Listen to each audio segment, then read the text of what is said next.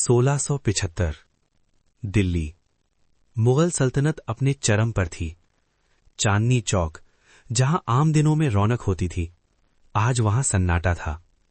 हजारों लोग खड़े थे, लेकिन कोई बोल नहीं रहा था, क्योंकि आज एक इंसान का इम्तिहान नहीं, सच और डर का आमना सामना होने वाला था। बीच में खड़ा था एक साधारण सा व्यक्ति, न तलवार, न ताज, न सेना। उसका नाम था गुरु तेग बहादुर, और सामने था दुनिया के सबसे ताकतवर शासकों में से एक, औरंगजेब। औरंगजेब का दौर ताकत का दौर था, लेकिन इंसाफ का नहीं। मंदिर तोड़े जा रहे थे, धर्म बदलना मजबूरी बन चुका था। जो झुका वो बच गया, और जो नहीं झुका उसका नाम इतिहास से मिटा दिया गया। डर पूरे हिंदुस्तान में धीरे धीरे फैल रहा था। इसी डर के साए में कश्मीर से कुछ ब्राह्मण आनंदपुर साहिब पहुंचे। उनके चेहरे थके हुए थे, आंखों में डर था और आवाज में बेबसी। हमारा धर्म छीन लिया जाएगा। अगर कोई हमें बचा सकता है तो सिर्फ आप। गुरु तेग बहादुर चुपचाप सब सुनते रहे। कोई क्रोध नहीं, कोई नारे नहीं, बस गहरी शांति। तभी एक 9 साल का बच्चा आगे आया, गोविंद राय। उसकी आवाज मासूम थी, लेकिन शब्द भारी थे। पिताजी, अगर आप खड़े नहीं हुए तो फिर कौन खड़ा होगा?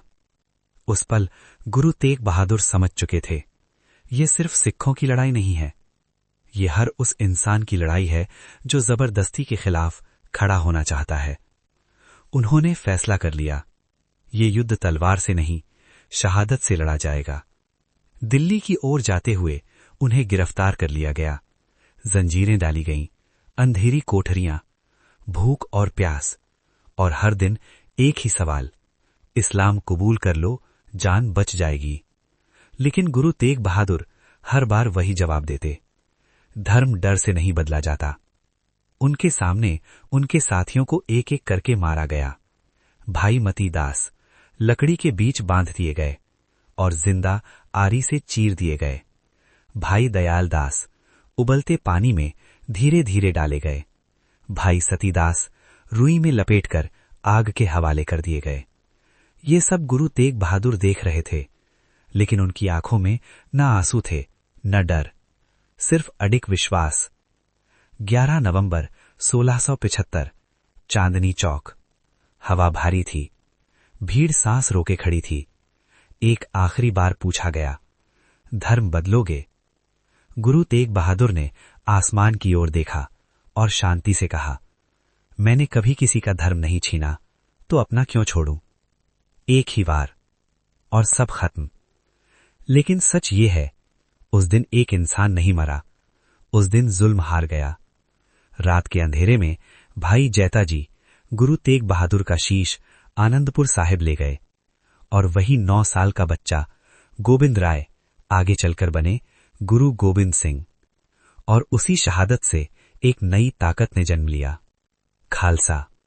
इतिहास अक्सर तलवारों की जीत लिखता है, लेकिन 1675 हमें सिखाता है, सबसे बड़ी ताकत डर के सामने झुकने से इनकार करना है। गुरु तेग बहादुर सिर्फ एक धर्म के गुरु नहीं थे, वो हर उस आवाज की शहादत थे जो आज भी सच के लिए खड़ी होने की हिम्मत रखती है।